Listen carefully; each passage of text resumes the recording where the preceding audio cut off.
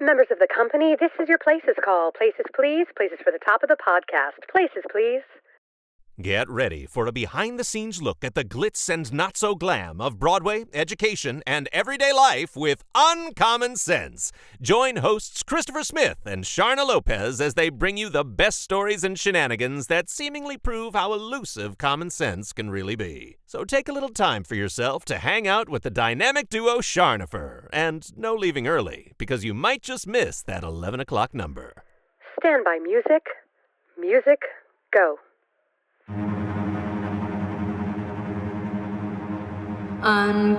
Uncommon sense, the 11 o'clock number.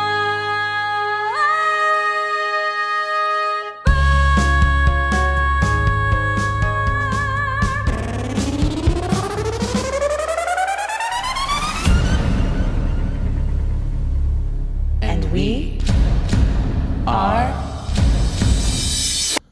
Charnopher.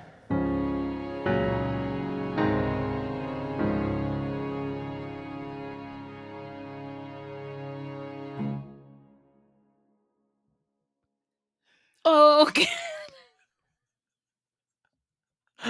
Okay. All I can think of. Great. To do is I love it. sing, oh, Canada. Oh, Canada. All right, we're going with that. But it didn't come out. We're going It with didn't come that. out. That is related, Oh, my everybody. Hi, Charno fans. Thanks for tuning Not in. a good start. Not a good start. It's fine. It's totally fine. Hey, it is fitting. It's fitting to what we're going to be discussing today. So we know that we have done a full episode on work-life unbalance, if you will. And Yes. we were talking about it, and Sharna was like, I think that it warrants a whole nother episode. And I think she's correct. Yeah, and here's why. So here's what happened. First of all, we're in the middle of summer. Well, for us, In summer. it's almost the end in summer. And it's funny because my kids, you know, when you're a kid, you have summer. Mhm. And when you're a teacher, you usually have summer. Now, there's all different types of teachers, and you know, you're a teacher, but you still teach through the summer, Correct. as many teachers do. So you don't really get a summer. I mean, you're still working. I fortunately do get a summer. And what I was like realizing, I was like last week, that work-life balance during the school year. Yeah, we sort of like did our episode, talked about it. What are the things you should do and whatnot. But I had this moment last week where I was like at my house. I had done everyone's laundry. I had worked out for the day. I had cleaned up around the house. I had gone grocery shopping, and I was And it was feeling 9 a.m. like a yeah. Correct. I was feeling like a freaking rock star. I was like, I walked the dog, I did this stuff. And it occurred to me, like, it wasn't just that day, but it had been the last several days and probably the last couple of weeks before that I had sort of this schedule. Now, still taking my kids to camps, still doing things, you know, still doing work for other jobs. But I realized the reason I felt the way I felt was because I had great night sleeps. I had like my brain, my body was not on overdrive 24/7. And it just Right. got me thinking, like, oh my gosh, in a week and a half, I am going to have to go back to this life of like, go, go, go, crazy, crazy, crazy. And literally the same day, I think I was talking with my girlfriends about it. And one of them sent, she DM'd me this thing, this article about how Sweden is going to start paying grandparents to watch their grandchildren. And I was like, I love that. Like, it just sort of kind of linked in with it too. You know what I mean? Like being able to stay home with your family, Yeah. with your grandkids, you know, like a lot of grandparents can't do that because they are still working. Right. Mhm. Anyhow, so it got me thinking, and I didn't do a huge deep dive. I just found an article. We love a list. Welcome Of to the top- the podcast. The 10 countries with the best work-life balance. And I think, you know, again, we did an episode on work-life balance. We all know what it is. And I do think that it is, a lot of it is the employee. A lot of it is the person, right? Mhm. if you set the boundaries, if you know what you're getting into, but I also think that it has to be accompanied by the employer. Absolutely. Because Christopher, you and I, as you know, and most of the people we work with, there are some exceptions, we're just overachievers in general. And I would rather drive myself crazy doing all the things because I know it'll get done the right way the first time. Right. Correct. And I think it's a weird push and pull of this, like, yes, these countries might be great places to have a work-life balance, but maybe it's also the people there who are accepting of, hey, Right. I don't need to work a million hours and do everything for everyone.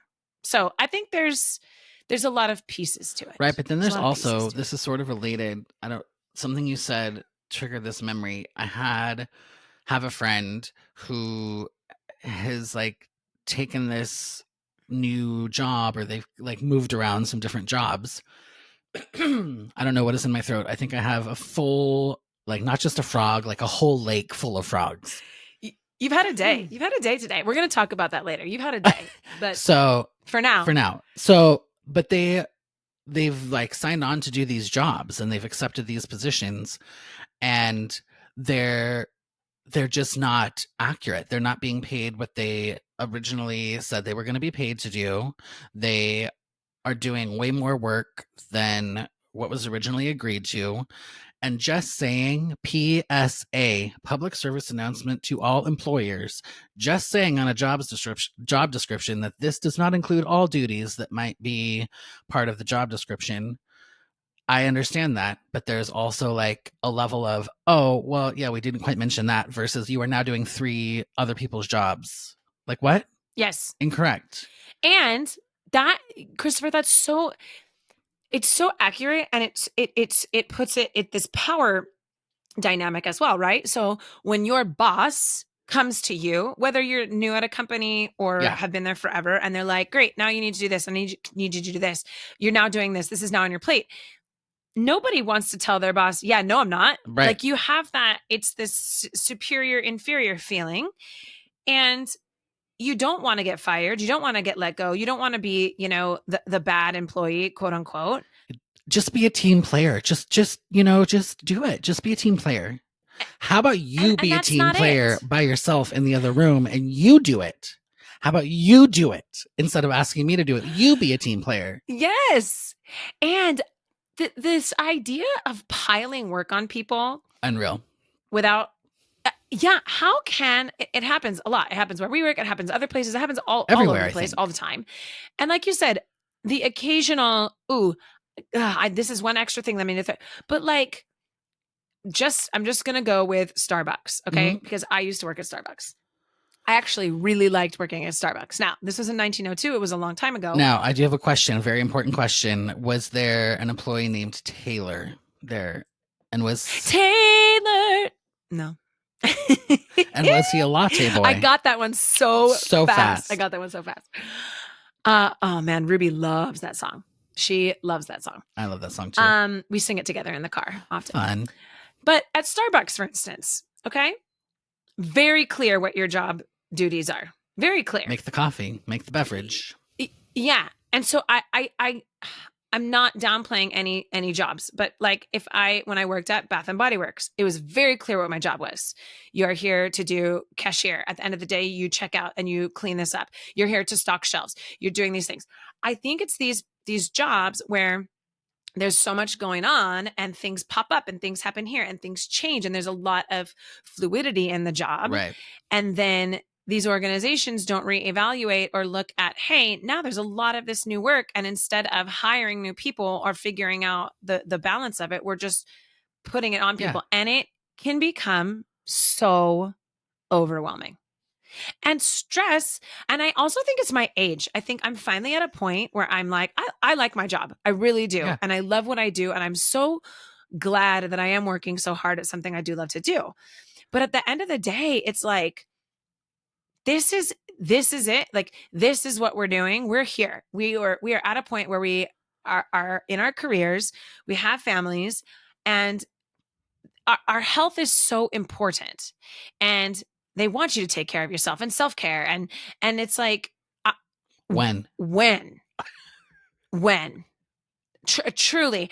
And I'm not over here like going to Disneyland every night and like Yeah. sitting on the couch doing nothing every night. Like it's so insane. Jerry and I talked about how like when I get back, to work, I would have to wake up and do everything before my day starts. Like if I wanted to exercise, if I wanted to grocery shop, well, the grocery stores aren't open at 4 a.m. So, and like I am working, doing something literally from 7:30 a.m. when I wake up to help the kids get ready until I'm home. Yeah. Late at night after all this stuff, right? Yeah. And I'm not like complaining by any means because I know we're all in this boat. Right. We all are. But I feel like some of these countries, I don't know, I haven't read specifics, but I will say on the heels of my trip to Europe that the energy of the people in Italy and France is so much more mellow. It's a big, well, both of them, Rome, well, all of them, Rome, Florence, and Paris are all big, like European versions of New York. Mm-hmm. But the energy of the go, it's not there. It's not there. Every restaurant we went to, everyone takes their sweet ass time. Just whatever, come over. No one's in a hurry. It's all very, the energy, right? Is just, it's so different. It's so different. Yeah. Okay. Do you want me to start counting down? Sure. Or do you have thoughts on that, I Christopher? mean, I Thoughts? always have thoughts, Comments? obviously. My name is Share Christopher them. Smith. So I think that you are 100% correct that it's so much, and we've talked about this in different times, in different situations. It's so much about our culture, whether it's the United States. I'm sure there's some spots in the United States that are not as crazy, or Southern California, or all of California, or whatever. Yeah. But I mean, we're even slower than like New York City. Like people there are even faster than we are. And it's kind of like, why? You think about it at the end of the day and it's like, for what? What is our end goal here? And I'm like, is our end goal to stress ourselves out to the point where we die when we're 40-11? Right. So people whose health is just compromised and going sideways, and whose relationships with their families or their friends or like that is part of the whole person, right? Like having time to genuinely spend with the people, like that is part of a human nature. And it's, I say it all the time with you. It's funny because we are great friends and we do a lot together. We rarely, I mean, I can't remember the last time we hung out that wasn't work related. Correct. I mean, maybe last year. Maybe. We went and got lunch. I don't even know. Maybe. Literally last don't year. even know. And it's interesting because Jerry and I were just talking about this sort of crossover of like spending time together as a family, but when it's for something. So like everyone came to see Mom's show, or we all went to Sebastian's baseball game, or we did, but there's a difference in like, we're all together, but we're not just like hanging out or going to the beach or going to the movies or playing board games. Like that's one thing I love that we do with our family when we get a chance is like a game night, right? It's the same thing with friends. And it's just, and I feel like it's so fleeting. Like it's just getting worse and worse and worse. And I do think technology has a big, big piece in it. I agree. It used to be, and again, a little bit of a repeat from our previous episode, but you used to be able to walk away. Yeah. And you can't do that now. I mean, you can, but everyone gets most mad. People don't. Yeah. Yeah. And it happens everywhere. It's not just where we work. No. But we got 10 countries, the top 10 countries for work-life balance. Yeah. And surprise, surprise, the United States is not on there. Not even anywhere. 0 places. You get -5. But it'll be interesting to see what they say about these countries. So in 10th place is Brazil. Never been to Brazil. It says it's not too bad for Brazilians. They give them ratings. It gives it a 67. It says one of the best things about it is there's a generous rate of sick and maternity pay, which I think is a big factor for anyone who's working, sick pay in general. Yeah.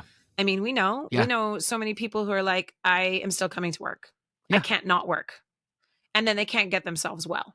Right. Because I'm not being paid. Well, I even think about it. Like I can take sick pay. I think before the law changed this year, I think I had accrued something like 70 hours of sick pay. And I'm like, wow, in a year. And I was like, so when am I going to take that though?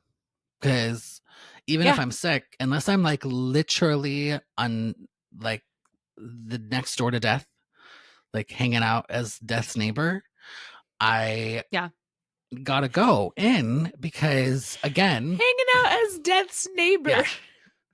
Hello, I'm death's neighbor. Yeah. That's funny. So, but it's like, yeah. And I think that's the nature of what we do, right? Like it's hard to replace you if you miss a day.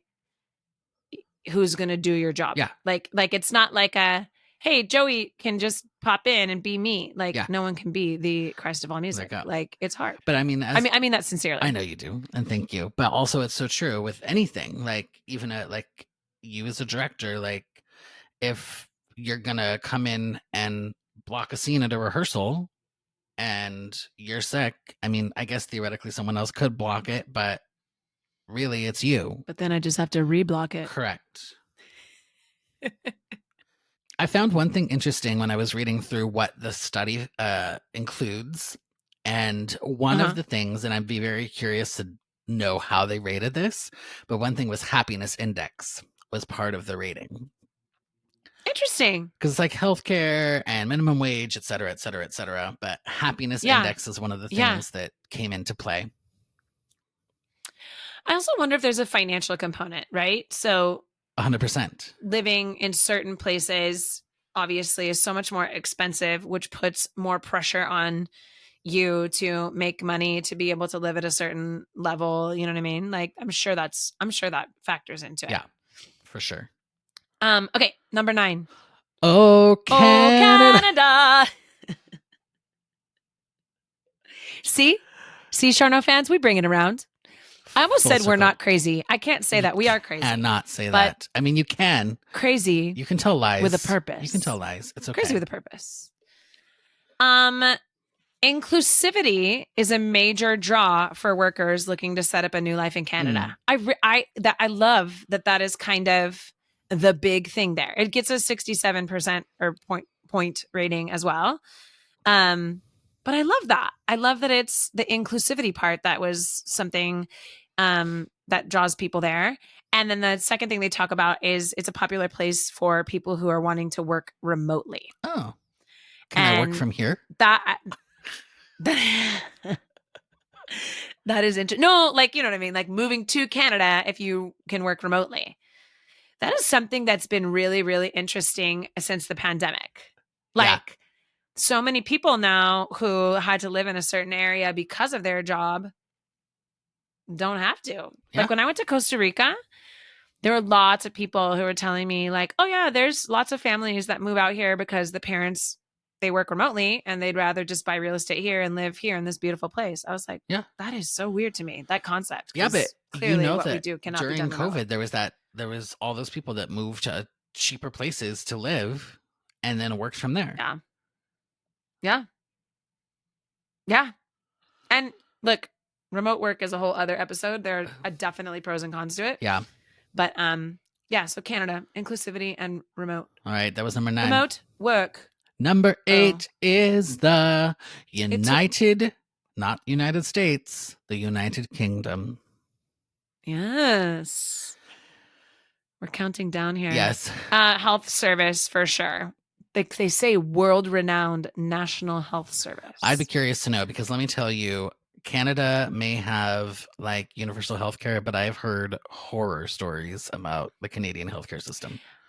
You know what? I'd be really interested to talk with somebody who has actually had that healthcare. Yeah. And what they think. Because I agree. You hear horror things, but you also hear the other side of it. Right. I am not educated in it, so I don't know. But that would be interesting to hear from somebody who has a lot of insight into it. Yeah.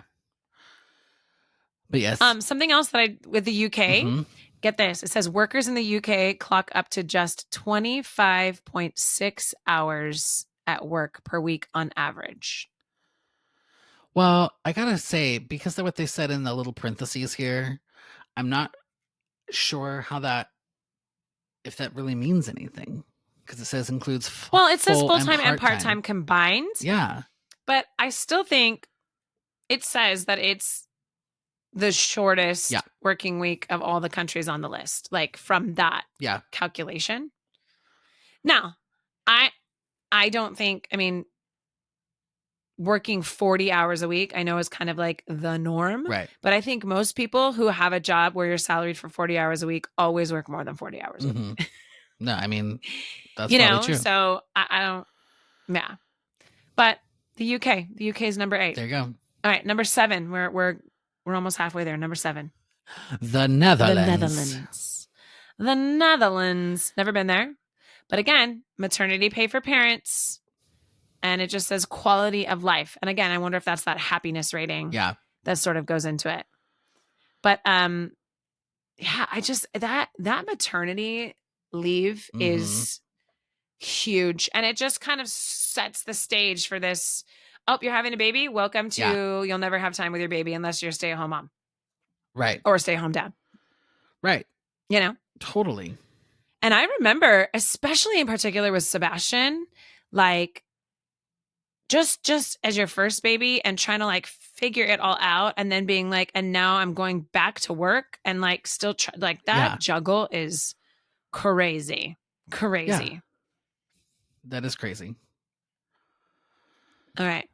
Another one Number 6 in that sort of area is Norway. Now, it has a 73-point rating.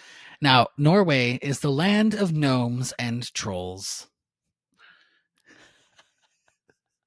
What? Did you just know that off the top of your head or did you look that up? No, it's a land of gnomes and trolls. It's a reference from Book of Mormon in 2x2. It's like, your location is Norway, the land of gnomes and trolls. Yeah. I have such a love-hate relationship with that musical because I think it's so darn naughty and so darn funny all at the same time. I cannot with that show. Oh my gosh, it's so funny. So, Norway. Again, kind of similar stuff. It doesn't really give us anything more. Yeah. The same, like generous leave allowances, government-funded healthcare, and then long working weeks are rare. Like, whoever says that? Long working weeks are rare? I know. People apparently in Norway. Norway. And then Norway's neighbor, Denmark. Yeah. Is number 5 on the list. All these European countries over there. Yeah. Oh, and similar. I mean, I feel like there's nothing separating them other than whatever this survey was, right? Yeah. The people there ranked higher maybe in the happiness rating. Yep. But annual leave, sick pay, universal health care, and inclusivity. Right. All right. Number 4. Australia. Good day, mate. Okay. What are your thoughts on Australia just in general? In general, I know very little about Australia other than all of everything is 25 times bigger there, and I do not want to be eaten by a giant spider. Okay. That is all. That was literally where I was going with this conversation. This is why we know each other so well. As a like truly, as a younger person, I think Australia was so high on my list of places I wanted to visit. And I have a close friend who actually lived there for several years for work. And she loved it. She totally loved it. But her stories about the spiders and the creatures the things, it's a lot. And I don't know, like I could maybe visit there, but I don't know if I could live there. Yeah. But it made the top 5. Yeah, it's number 4. It's a high happiness index rating. I wonder what, like they should have taken it one step further. Yeah. Like happiness index rating in this country is really high. For what reasons? Right. Like what are the factors that are leading to this happiness rating? Right. I agree. A high happiness. Maybe it's because all the beaches and sunshine and, I mean, maybe. that does definitely add to it. So The country's quickly laid back culture. Googled it here, and it seems that the rankings of national happiness are based on a happiness measurement survey undertaken worldwide by a Gallup poll. So, But I wonder what the questions are. I know. Okay, let's see. Nationally representative samples of respondents are asked to think of a ladder with the best possible life for them being a 10 and the worst possible life being a 0. Then they are asked to rate their own current lives on that 0 to 10 scale. So it's not even necessarily, I'm sure there's more to it, but it seems like it's pretty subjective. Yeah. Which, I mean, I guess happiness is very subjective. Totally. All right, number 3. La France. France. Like I said, the energy and vibe of people in France is very Snooty. laid back. Just kidding. No, they're not. They're the French, but I guess if they have this awesome work-life balance, right? Yeah. That's what they're saying, that they have a notoriously healthy attitude to separating work and play. And then it says, but it comes at no detriment to the economy because France currently has the 7th highest GDP in the world. Right. Yeah. People are still working, but they're able to have that balance. But you know what? I'd be curious to know. And they have awesome, yummy food. Yeah. What? I'd be curious to know how Paris itself ranks in comparison to the rest of France. Because yes, they did all of France together. But Paris, Right. as you said in your world travels episode, that it's very hustly bustly like New York. Yeah. And it even says here at the end, it says, well, the city of light, which is Paris, is a popular choice for relocating workers. There are actually hundreds of smaller villages and towns beyond Paris that offer an even slower pace of life altogether, which I believe that. I will say, I'm going to go back to when I went to Cooperstown in upstate New York. Just driving down the street there, I also kind of feel this when I go to Napa. You're just like, there's something different. I don't know if I'm not in my normal town. Everyone just feels sort of like, hey guys, we're all taking a breath. I don't know if it is everyone's on holiday. I don't think so, because people got to work out there. Right. But everyone just seems more chill. Right. There are certain areas for sure. Right. All right. Number 2. Spain. This one is interesting. Spain. But if you think about it, they're famous for the afternoon siesta. If there's anywhere Sharna should live, it's Spain. Come on now. Afternoon siesta? Here she goes. I shall take it. She goes. I shall take it. Yeah. I could do a whole episode on naps. Why do little kids get naps, but older people don't get naps when we actually need them more than little kids? Okay. Well, that's not quite true. Children need more sleep than we do, but teenagers also need a lot of sleep, like an extraordinary amount of sleep, and they get some of the least of any of the age groups. I know. And that's not okay. A problem. Yeah. But the midday snooze. Yeah. I love that. Let's go. Oh, maybe that's like if you're going to move to Spain and you're looking at a job and you're like, I'm sorry, do you offer the midday snooze part of the package? Well, is that something I feel like they kind of would, right? Like generally that would be, if that's part of the culture, I think, everything shuts down for 2 hours or whatever it is. Yeah. Go home and take a nap. I love that. Come back later. Thank you. That's got to be one of the main reasons. Okay. Number 1. New Zealand. Yes. Takes the top spot. As I like to Best call countries in the world. Australia's Kiwis. little brother. Australia's little brother. Get this. Moms get 26 weeks. 26 weeks of paid maternity leave. I think I got 8. Yeah. 8. Wow. 26 weeks. Yep. That's more than. That's it. That's literally all they talk about, other than it's the backdrop to the Lord of the Rings. It's 6 months, right? 26 weeks. Yeah. Yeah. Yeah. I mean, that's huge. It is huge. There's no surprise people are happy there. I wonder what the food is like in New Zealand and Australia. I don't know. You know who we should ask is Crystal. Yeah, that's Because right. she was just there for One of our friends' a while. husbands is an Aussie. Yes, he No, is. that is not a good accent. No. Sharna, stop that right now. No. Sometimes I have to do some Good day, self-talk. mate. Sharna, stop that right now. Yeah. Good day, mate. No. Australian accents are one of the hardest ones to do. For you or in And general? I think there is a difference between Australian and New Zealand. And then that's really hard. Yeah. Right? You're getting very particular. Well, like to go back to my 2x2, there's Australia where they say good day. Good day. But I pray I'm sent to my favorite place, Orlando. Orlando. I love I love to you, do. Orlando. So when I took my kids to Disney World. Yeah. When I took my kids to Disney World last year, I kept singing that. And I don't know, by the 92nd time, I think my son was like, Mom, you're going to need to shut that down. You are going to need to stop singing Orlando at the top of your lungs, okay? Because it's embarrassing me. I don't actually think it was embarrassing. I think he was just annoyed. But come on, when you're flying to Orlando, Yeah. got to do it. Gotta do it. Gotta do All it. right. Those are the top 10 places. So, Sharna, are Top we 10. moving? Are we moving or are we not? I don't know. I mean, I'm ready for my siesta. Right. I'm ready for my siesta. Let's do it. I love that.